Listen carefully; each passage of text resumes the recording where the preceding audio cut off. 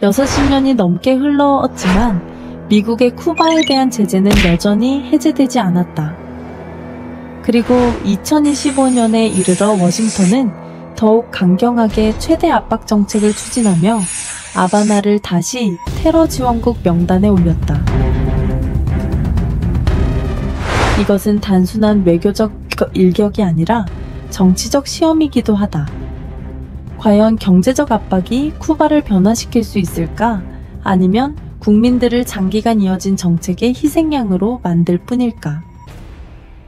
왜 워싱턴의 각 결정이 그렇게 중대한 전환점이 되었는지를 이해하려면 미국 쿠바 관계를 규정해온 60년이 넘는 제재 역사를 되돌아볼 필요가 있다. 1959년 이전 쿠바는 워싱턴의 지원을 받은 독재자 프렌시오 바티스타의 통치 아래 있었다. 이 시기에 미국 기업들은 쿠바 경제의 상당 부분을 장악했다. 새 정권이 집권하자 토지 개혁과 함께 수십억 달러에 달하는 미국 자산을 국유화했다.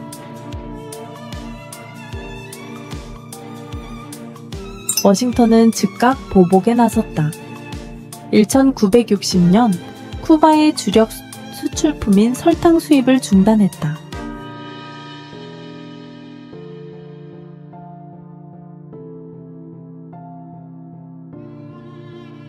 긴장이 고조되던 1961년 미국 중앙정보국 CIA는 1,400명의 쿠바 망명 군인들의 피그만 침공을 지원했으나 단 이틀 만에 실패하며 하바나는 더욱 소련 쪽으로 기울었다. 1962년 10월 미국이 소련의 핵무기 쿠바 배치를 발견하면서 미사일 위기가 폭발했고 세계는 전쟁 직전까지 치달았다. 협상을 통해 해결되었지만 그때부터 미국 쿠바 관계는 사실상 동결되었고 제재는 고정된 정책으로 자리 잡았다. 1991년 소련이 붕괴하자 쿠바는 경제적 후원자를 잃고 극심한 결핍의 시기를 맞았다. 그러나 워싱턴은 완화하지 않고 오히려 더 조였다. 1992년의 쿠바 민주법과 1996년의 헬름스버튼 법은 제재를 행정명령에서 연방법으로 격상시켜 해제는 오직 의회를 통해서만 가능하게 만들었다. 사실상 불가능에 가까웠다. 이후 정책은 각 행정부에 따라 달라졌다. 2014년 오바마 대통령은 관계 정상화를 추진하며 교류와 제한적 협력을 확대하는 전환점을 마련했다. 그러나 2017년에서 2021년 사이 트럼프 대통령은 대부분의 양보를 뒤집고 쿠바를 다시 고립시켰다. 2025년에 이르러 변화는 더욱 급격했다. 1월 14일 바이든 행정부는 쿠바를 테러 지원국 명단에서 제외하고 NSPMO 문건을 폐기한다고 발표했다. 그러나 단 6일 뒤 트럼프가 재집권하면서 모든 결정이 뒤집혔고 명단은 복원되었다. 그리고 6월 30일에는 더 강력해진 새로운 NSPMO 버전이 발효되었다. 이것은 쿠바 제재가 단순한 대외정책 도구가 아니라 미국 국내 정치의 지렛대임을 보여준다. 문제는 완화냐 강화냐가 아니라 최대 압박 전략이 협력과 경쟁이 공존하는 오늘날 세계에 여전히 적합한가, 아니면 이제는 새로운 지속 가능한 접근이 필요한가에 있다. 현재 쿠바의 경제사회 상황에서 통계 수치는 단지 경제의 건강 상태만이 아니라 성장의 기둥들이 얼마나 취약한지를 보여준다. 외화 수입의 중요한 원천인 관광업은 뚜렷한 영향을 받고 있다. 쿠바 국가통계청 ONA의 자료에 따르면 2025년 상반기 쿠바는 국제 관광객 981,856명만을 맞이했는데 이는 2024년 같은 기간의 75%에 불과하며 약 25% 감소한 것이다. 특히 미국 시장은 워싱턴의 강력한 규제로 인해 사실상 동결되었다. 게다가 2024년 말부터 이어진 장기간의 정전은 생산 물자 저장, 그리고 국민 생활 전반에 심각한 영향을 끼쳤다. 사탕수수 작황이 2025년에 급감하면서 수출도 붕괴했고 FAU에 따르면 쿠바의 대표 산업인 설탕과 럼주가 위기에 빠졌다. 이에 대응하기 위해 아바나는 중국 관광객에게 비자 면제를 적용하고 직항편을 늘려 해당 시장에서의 관광객 수가 증가했다. 그러나 ETLH의 2025년 분석에 따르면 이러한 증가세는 미국, 캐나다, 유럽 등 전통 시장의 감소를 만회하기 어렵다. 이러한 조치는 임시 방편에 불과하며 에너지 인프라의 취약성 수입원 다각화, 부족, 더딘 개혁 등 핵심 문제들은 여전히 근본적으로 해결되지 못하고 있다. 쿠바가 왜 여전히 제재의 소용돌이에서 벗어나지 못하는지, 분명히 보려면 과거 유사한 위치에 있었지만 다른 길을 선택해 정반대의 결과를 얻은 베트남과 비교해야 한다. 베트남은 1986년부터 개혁을 시작하여 점진적으로 경제를 개방하고 해외 직접 투자 FDI를 유치했으며 국제 파트너들과의 접근 방식에서도 유연성을 보였다. 역사 자료 Office of the Historian에 따르면 베트남은 배상 문제를 일시적으로 제쳐두고 피오메에 의해 인도주의 협력에 집중함으로써 미국이 1994년 제재를 해제하고 1995년 관계 정상화를 할 수 있는 길을 열었다. 미국이 1973년 파리 협정에 따른 32억 5천만 달러 원조를 끝내 이행하지 않았음에도 베트남은 전략적 타협을 선택해 신뢰를 구축하고 이를 기반으로 국제사회에 깊숙이 통합되었다. 반면 쿠바는 여전히 FDI에 대한 엄격한 통제를 유지하는 중앙집권적 관리 모델을 고수해 국제 자본의 접근을 어렵게 만들고 있다. 외화 수입의 중요한 축이었던 의료 외교도 미국의 제한으로 위축되면서 재정 기반이 더욱 약화되었다니. 더 중요한 점은 쿠바가 1960년대 국유화된 자산 배상 문제를 해결하지 않았다는 것이다. 반면 1996년 헬름스버튼 법은 국제소송을 허용해 이는 심각한 법적, 정치적 장벽으로 작용하고 있다. 분석적 관점에서 볼 때 차이는 단지 대외 정책에만 있는 것이 아니라 각 국가가 개혁 전략을 어떻게 선택했는지에도 있다. 베트남은 국제 통합을 위해 타협의 길을 택했고 점진적으로 경제 구조를 조정하며 국제 관계를 확장했다. 반대로 쿠바는 여전히 현 체제 모델을 보존하는 데 우선순위를 두며 점점 더 커지는 외부 압박을 감수하고 있다. 그러나 아바나가 제재의 소용돌이에서 벗어나지 못한 원인은 단순히 개혁 전략의 선택 때문만은 아니며 지정학적 맥락과 미국 정치의 제약과도 밀접하게 얽혀 있다. 대외적으로 쿠바는 미국에 대한 의존도를 줄이기 위해 중국, 러시아, 유럽연합과의 관계를 확대하려 하고 있다. 이 움직임은 단지 경제적 의미뿐 아니라 정치적 선언이기도 하다. 아바나는 워싱턴 외에도 선택지가 있다는 것이다. 그러나 파트너 전환만으로는 미국과 서방 동맹국들이 남긴 시장기술 투자에서의 큰 공백을 메우기 어렵다. 더 중요한 것은 미국 국내 정치에 있다. 가장 두드러진 것은 플로리다의 쿠바계 미국인 공동체로 규율있고 아바나에 강력히 반대하는 유권자 집단이다. 플로리다는 본래 대선에서 접전주였고 2000년 대선에서 조지 W. 부시가 엘 고어를 불과 537표 차이로 이긴 사례는 이를 분명히 보여준다. 플로리다가 백악관의 결과를 좌우할 수 있다는 것이다. 그 이후 모든 후보들은 이 중요한 표를 잃지 않기 위해 쿠바에 대해 강경한 태도를 취할 수밖에 없었다.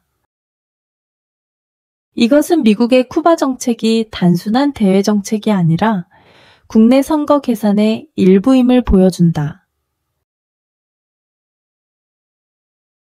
국제사회, 유엔에서 유럽연합까지가 여러 차례 제재가 주로 민간인들에게 피해를 준다고 지적하며 해제를 촉구했음에도 워싱턴은 여전히 강경한 입장을 유지하고 있다. 이는 대내와 대외가 교차하는 명확한 증거다. 쿠바에 대한 정책은 전략적 상징성을 지니는 동시에 플로리다 유권자의 표에 의해 제약을 받는다.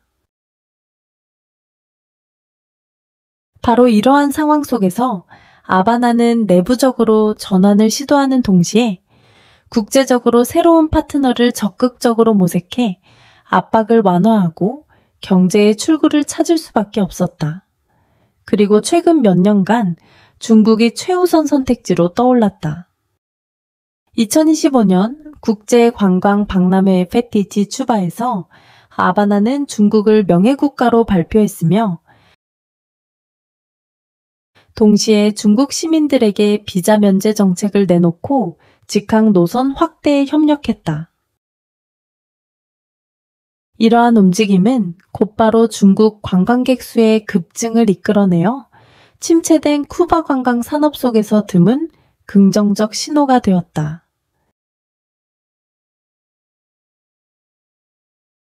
그러나 많은 관찰자들은 중국 관광객이 증가하더라도 이는 미국, 캐나다, 유럽 등 핵심 시장의 감소를 보완할 수 없다고 지적한다. 그 이유는 단순히 정책의 문제가 아니라 낙후된 관광 인프라, 불안정한 에너지 공급, 불균형한 서비스 등 구조적 요인에 있어 쿠바가 새로운 파트너로부터의 잠재력을 충분히 활용하기 어렵기 때문이다. 이는 하나의 위험을 제기한다. 다양화 대신 쿠바가 과거 소련에 의존했던 것처럼 이번에는 중국의 새로운 종속 구조를 재구축할 가능성이다. 미국 측은 인터넷 접근 확대, 언론 자유 장려, 일부 합법적 관광 허용 등 지원 메시지를 유지하고 있다. 그러나 실제로는 핵심 제재 틀이 그대로일 뿐 아니라 오히려 더 강화되고 있다. 발언과 행동 사이의 괴리는 미국 쿠바 관계에서 신뢰 격차를 점점 확대시켜 국제 무대에서의 모든 선의의 메시지를 공허한 수사로 만든다.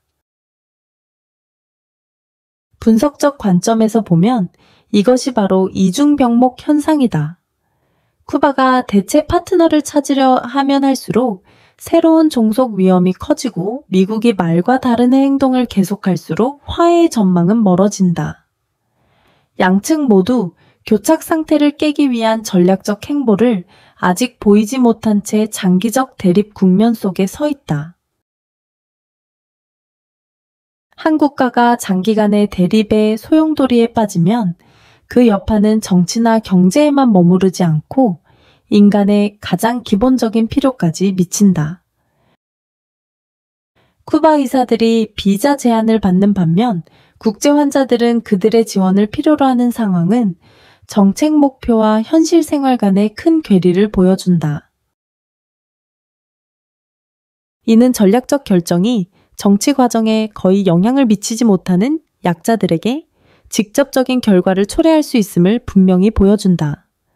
실제로 쿠바 국민들은 전기, 물, 식량 공급부터 정보 접근권에 이르기까지 많은 필수 요소들이 외부 압력과 내부 관리 체제 모두에 의해 제약되는 환경 속에서 살아가고 있다.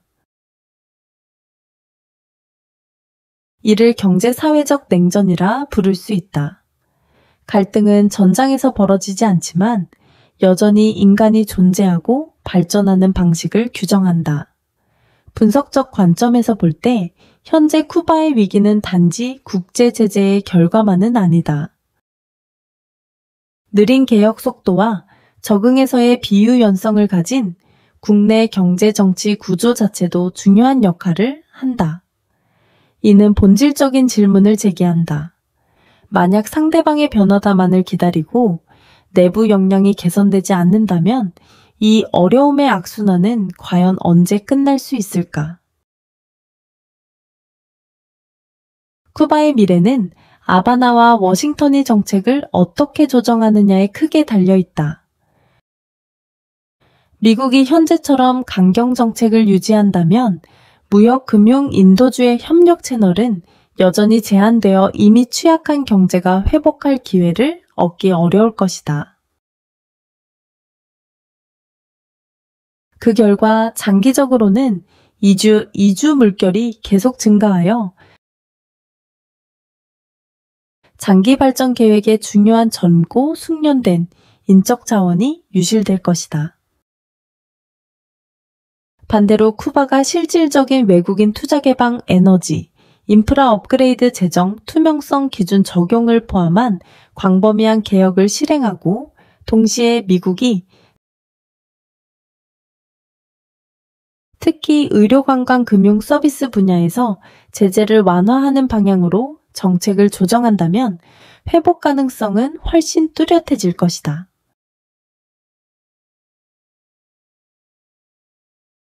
이 결합은 단순히 국민들의 생활을 개선하는 것에 그치지 않고 새로운 협력 공간을 열어주며 정치적 대립의 압력을 줄여준다. 그러나 주목할 만한 중간 시나리오는 동일한 체제 안에서 두 개의 쿠바가 형성될 가능성이다. 하나는 정치적 통제를 엄격히 유지하는 지역이고 다른 하나는 더 개방된 시장 원칙에 따라 운영되는 지역으로 있는 베트남이 개혁 초기 단계에서 적용했던 방식과 유사하다.